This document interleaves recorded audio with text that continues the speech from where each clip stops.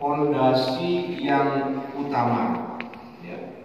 Jadi dasar yang besar, maksudnya menjadi pondasi yang utama fi qabulil haqqi, untuk dapat diterimanya sebuah kebenaran, wal inqiyadi lahu, dan menaati kebenaran tersebut.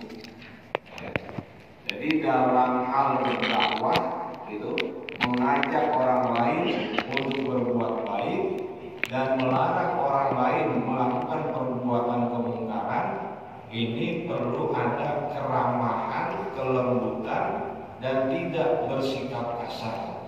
Ya. Ini kan ada kelompok tertentu, ya, yang memaksakan pendapatnya dalam hal dakwah, mereka itu kasar. Ya. Bahkan kadang apa? Menyalahkan orang lain, gitu ya, merasa dirinya yang paling benar.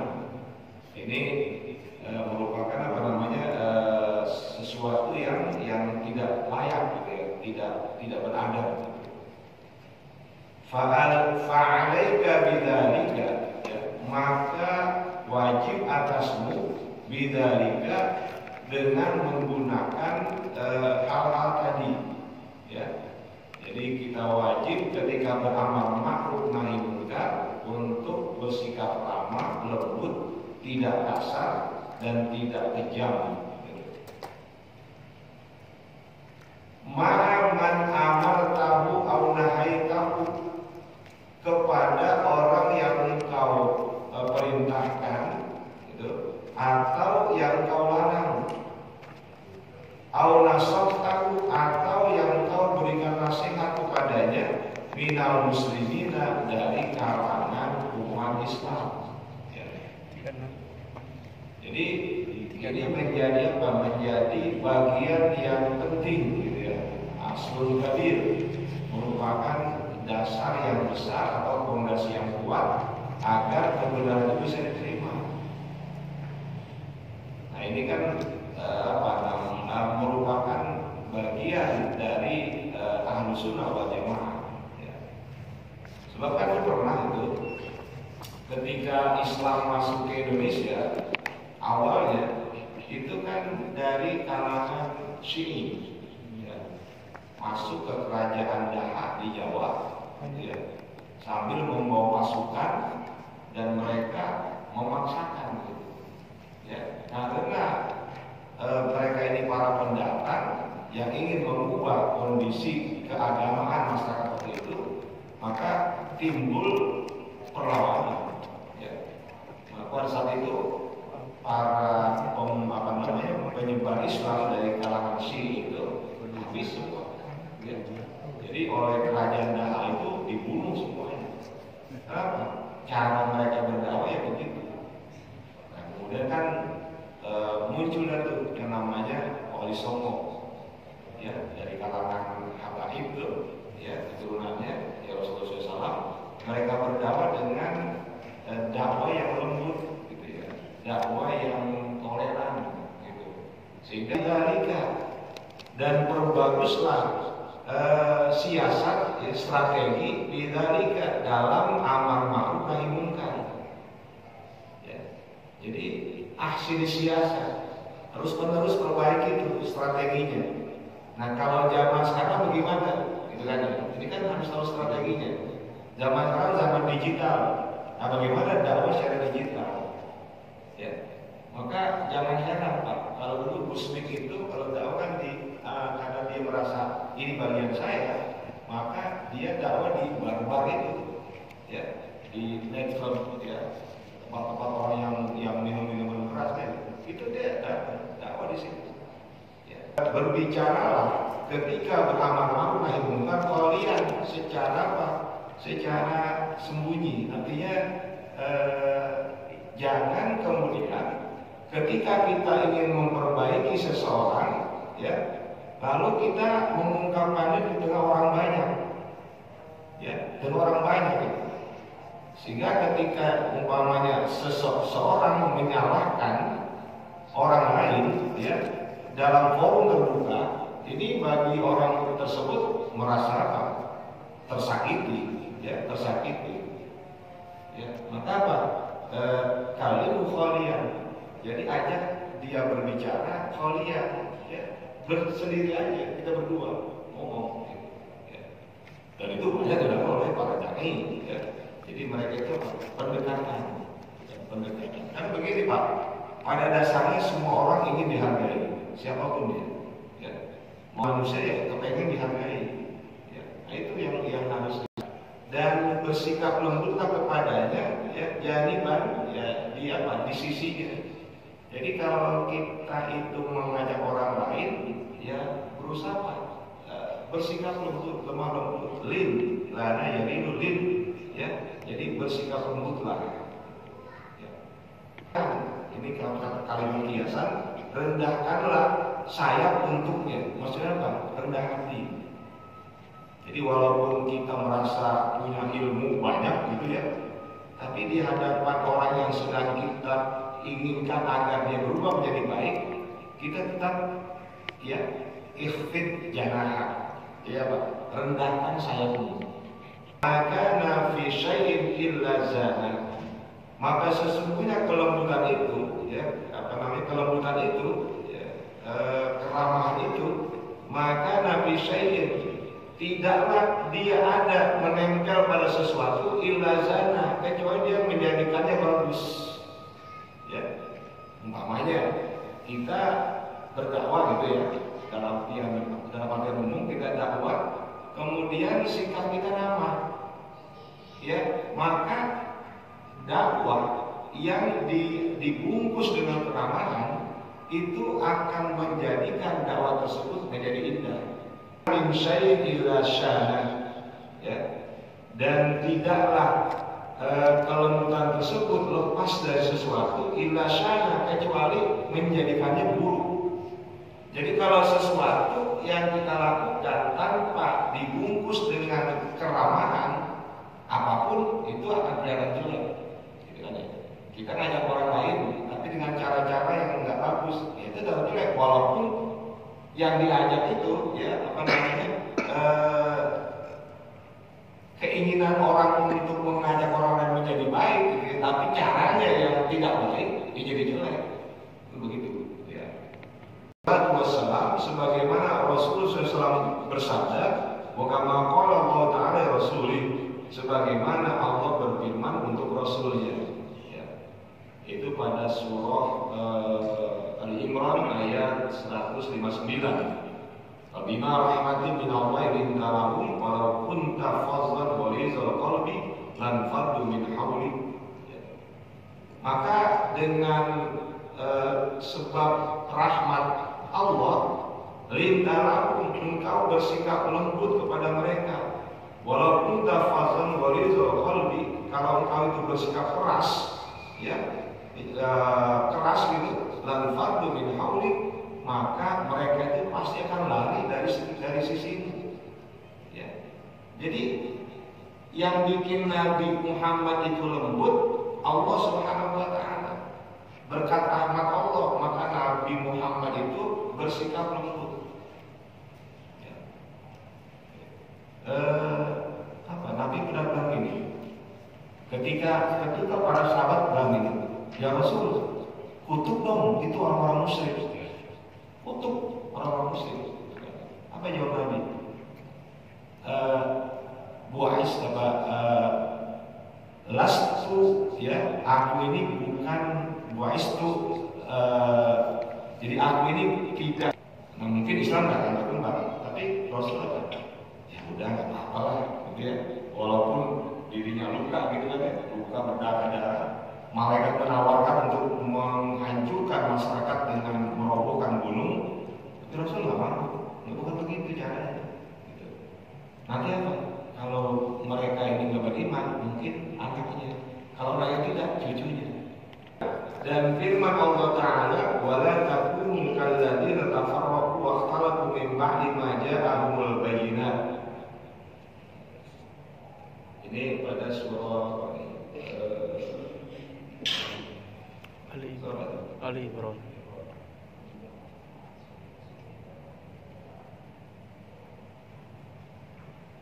Lupa saya surah ini. Ali Jadi kalladzina tafarraqu, seperti orang-orang yang terpecah belah, wakhtalafu, dan berbeda pendapat, berselisih pendapat, min ba'di ma ja'ahumul bayyinat, setelah datang kepada mereka al-bayyinat, ya, penjelasan-penjelasan, kebenaran-kebenaran. Ya. Nahyun minallahi li ibadihil mu'minina. Ayat ini merupakan larangan dari Allah kepada hamba-hambanya yang mukmin, anit tasyabbuhi bil mutafarriqina al mukhtalifina fi dinihim min ahlil kitab, untuk menyerupai, ya, kasus terpecah belahnya dan perbedaan pendapat yang tajam dalam masalah agama mereka. Dari siapa agama mereka? Min ahlil kitab, dari kalangan Nasrani dan Yahudi. Ya. Jadi orang-orang Nasrani itu orang Yahudi, ketika mereka sudah diberikan kitab sucinya, Injil dan Taurat, gitu ya, mereka itu mutafarriq, ya, berpecah belah, mukhtalifin, saling berbeda pendapat, enggak pernah akur. Kata Allah yang begitu, jangan engkau mirip, jangan engkau menyamai, ya, kalangan ahli kitab di mana mereka itu terpecah-pecah, gitu ya, terpecah-pecah.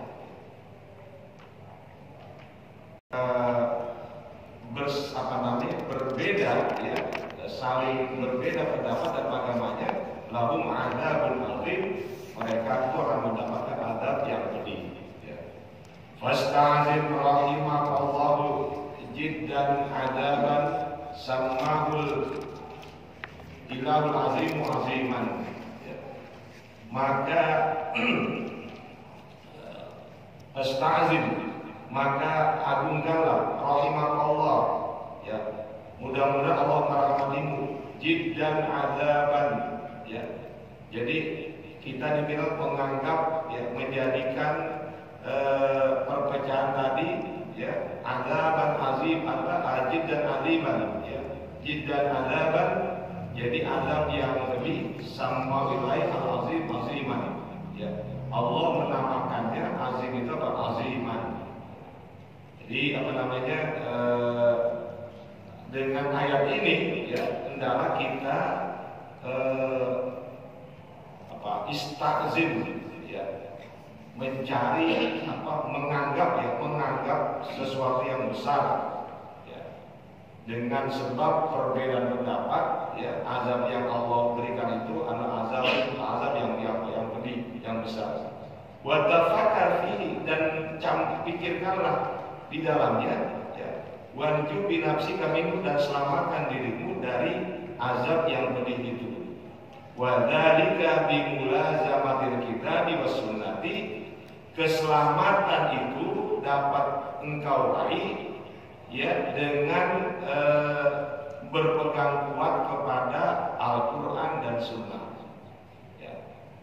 Jadi kalau kita tidak mau terpecah belah, di mana nanti akibatnya adalah Allah memberikan azab yang besar, maka hendaklah berpegang teguh kepada Al-Quran dan Sunnah. Wa mujanabatiz zaigi wal bid'ah, dan menjauhkan diri dari kesesatan dan bid'ah, wal ara'il mukhtalifati, dan pendapat-pendapat yang saling berbeda, wal ahwa'il mutafarriqati, dan keinginan-keinginan yang terpecah belah atau yang berbeda-beda. Jadi kalau gitu gimana? Hanya berpegang kepada Al-Quran dan Sunnah, ya. Lalu menjauhkan paham yang sesat. Terkait dengan bid'ah, di sini bid'ah yang dimaksud adalah bid'ah perbuatan yang tidak sesuai dengan Al-Quran dan Sunnah. Kama tafarraqa ahlul kitabi waqtalafu fi dinihim, bahwa sesungguhnya sebagaimana kaum ahlul kitab Yahudi Nasrani terpecah belah, waqtalafu fi dinihim, dan mereka saling berbeda pendapat, ya, tentang agamanya, faqad tafarraqat hadhil ummatu, maka sungguh umat ini, kata Habib Abdul Al-Haddad, juga sudah terpecah belah. Waqtalafat aidan ala wifkin ma akhbarani Rasulullah SAW fi qouli, dan telah terjadi perbedaan pendapat juga ya, sesuai dengan apa yang Rasul informasikan melalui sabdanya ya. Jadi terpecah belahnya umat Islam itu memang sudah disebutkan oleh Rasulullah Sallallahu Alaihi Wasallam. Yahudi akan terpecah belah ala idda wasab'ina firqatan, ke dalam 71 firqah ya. Jadi umat Yahudi itu terpecah menjadi 71 golongan.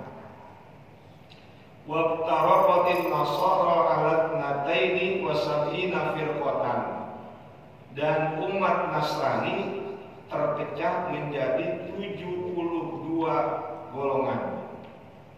Wasatab tariku, waktu itu umat Nabi belum terpecah, maka Nabi menggunakan kalimat wasatab tariku ya. Itu sinyal ditaswif ya, ditaswif akan. Wasatab tariku dipakainya fi'il mudhari tadi ya, berarti akan, belum terjadi. Wasatab tariku ummati, dan akan terpecah belah umatku ala salatin wasab'ina firqatan, ke dalam 73 golongan. Kulluha finnar, semuanya masuk neraka, illa wahidatan, kecuali hanya satu yang selamat dari api neraka. Berarti apa? 72 golongan ke neraka, satu golongan itu masuk ke dalam surga Allah Subhanahu wa taala. Yang umat ini kata Abdul Haddad, dan sungguh umat ini sudah terpecah belah, sudah terjadi dulu ya. Ala hadal adadi, dalam jumlah bilangan yang Nabi sebutkan, min zamanin qadimin, sejak zaman yang lalu, sejak beberapa abad yang lalu ya. Ini kan diawali oleh perang Siffin ya. Menulis apa? Al-Fitnatul Kubra ya. Jadi fitnah yang besar, itu punya kitabnya agak tebal ya. Dan itu utuh beliau bercerita tentang perang Siffin ya. Ini orang fitnah besar yang menyebabkan umat Islam terpecah ya, seperti itu ya. Wahillahi ta'ala wa tanzilih, dan sempurnalah apa yang telah Nabi Muhammad as-Shadiqul Amin janjikan ya, berdasarkan wahyu Allah Ta'ala dan tanzilih ya, yaitu Al-Quran. Jadi Nabi udah ngomong kayak gitu, berarti umat ini akan terpecah ya. Maka kata Habib Abdullah, ya sudah sempurna betul ya. Al-Firqatin Najiyah, ketika Nabi Muhammad ditanya tentang golongan yang selamat, manhiya ya, siapa golongan yang selamat itu? Qala allati takunu ala mithli ma ana alaihi wa ashabi, yaitu golongan ya yang aku ada di di dalamnya, dan juga sahabat-sahabat. Seperti apa?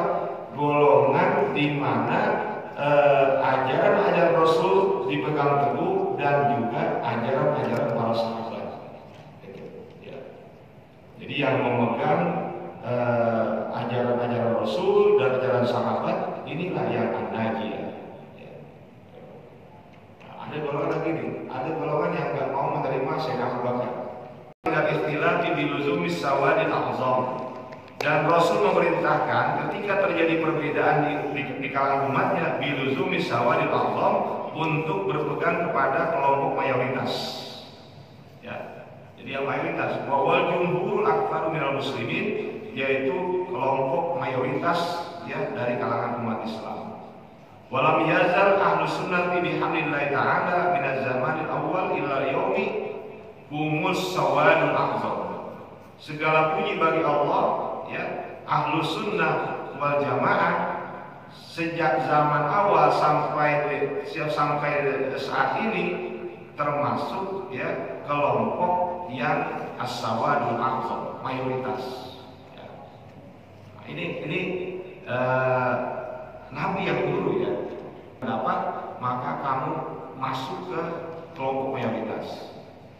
Dan sampai sekarang yang mayoritas Ahlus Sunnah wal Jamaah. Kelompok yang selamat ini ya, wasoha an-naum dan sahlah an-naum, mereka al-firqatun najiyah adalah kelompok yang selamat bifadlillahi dzalik, atas karunia Allah untuk keselamatan tersebut. Walimulazamatihim, oleh dari karena memegang sunnah Rasul ya, dan sahabatnya. Walimulazamatihim lil kitab wa sunnah, dan karena mereka berpegang teguh kepada Al-Quran dan Sunnah. Wa ma kana alaihi salafus shalih min as-sahabati wa tabi'in, dan apa yang diajarkan oleh kalangan ulama salafus shalih dari kalangan sahabat dan tabi'in. Apa ulama salaf? Ulama salaf ulama yang hidup di bawah abad ketiga Hijriah. Ulama salaf. Ya, itu ulama salaf. Ya. Jadi sahabat tabi'in itu salafi. Ya. Jadi kalau sekarang ada yang bilang saya salafi, tapi gimana caranya ya untuk bisa memahaminya gitu. Sebab yang namanya ulama salafi itu adalah, ini sepakat semua. Ulama salaf itu ulama yang hidup pada abad ketiga, kedua, ke-1 Hijrah. Ya, maka